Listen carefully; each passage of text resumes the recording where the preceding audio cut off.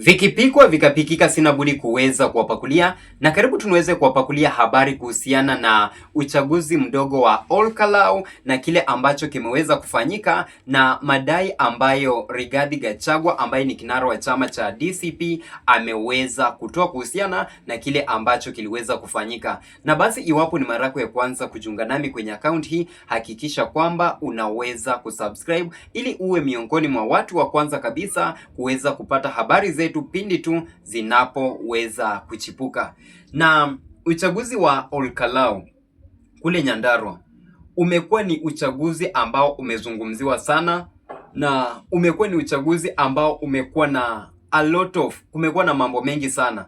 Watu wameweza kuzungumza, pesa zimeweza kutumika, na tumeona tumekuwa na makundi mawili. Kuna kundi la Rigathi Gachagua na pia serikali ambao wamekuwa sana wakipigania kuweza kushinda kiti hiki cha eneo bunge la Olkalau. Na tunaona kwamba hivi leo uchaguzi umefanyika. Uchaguzi ulianza vyema kabisa mwendo wa asubuhi, lakini ukaweza kukumbwa na itilafu. Na hizi itilafu ambazo nazungumzia ni kwamba kukawa na hali ya mshike, kukawa na hali ambayo si shwari kabisa katika eneo nzima la Olkalau, na kinara wa chama cha DCP ambaye ni Rigathi Gachagua akaweza kufanyiwa pale press na runinga ya Citizen pamoja na vyombo vya habari vingine, na akaweza kutoa maoni yake na kusema kwamba uchaguzi huu wa Olkalau umeweza kusambaratishwa ama umeweza kukatizwa ama kukuwa interfered with, na wale ambao wamehusika kabisa ni wabunge watano kutoka sehemu ya Mount Kenya, Mlima Kenya, na Gachagua akawa ameweza kuwataja.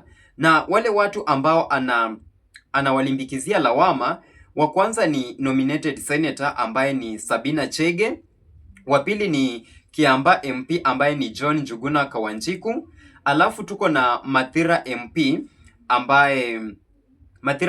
ambaye ni Eric Wamumbi kule ambako Gachagua anatoka, alafu tuko na Murang'a Women Representative Betty Maina, na pia tuko na Kiambu Women Representative ambaye ni Ann Wamratha.